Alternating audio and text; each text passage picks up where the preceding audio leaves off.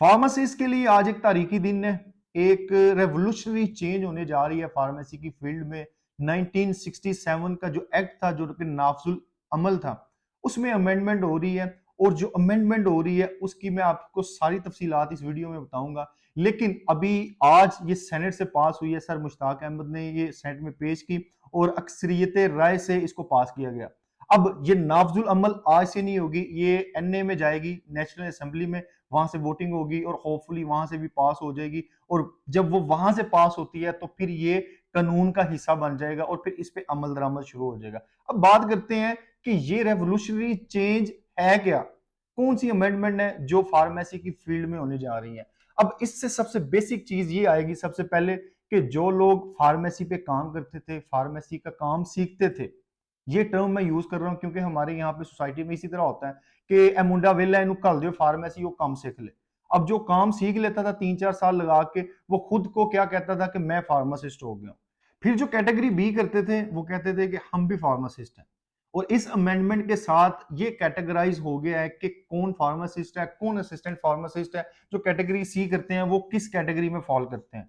तो हर बंदे को अपनी पहचान मिल गई है, इसमें डिग्रेडेशन नहीं हुई कैटेगरी बी या सी वालों को। जो उनका हक था उनको मिला है। अब दूसरी चीज आती है इसमें क्वालिटी एजुकेशन की। क्वालिटी एजुकेशन में ये होगा कि जो यूनिवर्सिटीज बच्चों के साथ खिलवाड़ करती थी, कि उनकी फीसेस ले लेते थे, उनको लिंगर ऑन करते थे कि हम आपको डिग्री देंगे देंगे, और एट द एंड वो कहते थे अफिलिएशन जो है हमारी वो मनसूख हो चुकी थी या कुछ जो भी प्रॉब्लम था उसकी वजह से हम आपको डिग्रीज ग्रांट नहीं कर सकते। तो ये जो बंदरबांट थी ये कम हो जाएगी और ऑलमोस्ट खत्म हो जाएगी। तो इससे क्या होगा, इससे क्वालिटी ऑफ एजुकेशन बढ़ेगी और स्टूडेंट्स के साथ जो ये ज्यादती होती थी, ये ज्यादती बड़ी हद तक खत्म हो जाएगी। सेकेंडली फार्म डी के बाद जो डिप्लोमास होते थे, क्लिनिकल फार्मेसी डिप्लोमा या पोस्ट ग्रेजुएट डिप्लोमास, उनका इतना रुझान नहीं था यहाँ पे, और अब उसको एफिलिएशन मिल गई है।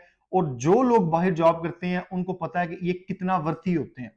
आप जहां पे भी जॉब करते हैं, अगर आप डिप्लोमा होल्डर होंगे, पोस्ट ग्रेजुएट जो मैंने आपको बताया, क्लिनिकल फार्मेसी में डिप्लोमा आपने लिया होगा, तो उससे आपका जो पे स्केल है वो भी इंप्रूव होता है और आपकी जो जॉब अपॉर्चुनिटीज हैं वो भी ज्यादा बढ़ती हैं।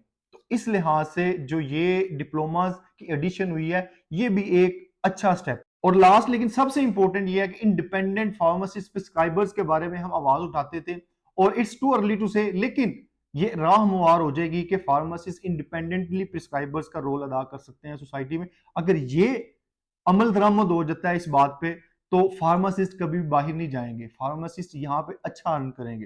तो कलेक्टिवली अगर हम देखें तो ये कंप्रीहेंसिव जो चेंज होगी ये रेवोल्यूशनरी होगी। कम से कम फार्मासिस्ट को उनके हकूक मिलेंगे और फार्मासिस्ट पाकिस्तान में रह के इस प्रोफेशन में, जो हेल्थ केयर प्रोफेशन है, उसमें अपना रोल